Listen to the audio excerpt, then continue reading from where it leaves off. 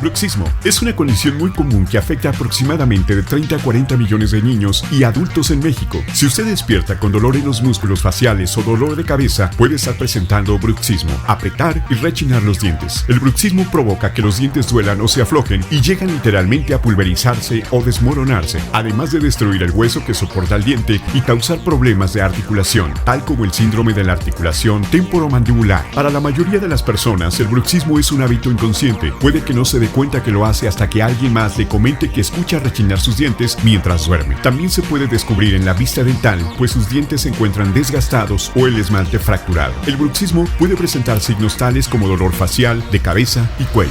Cuidamos de ti.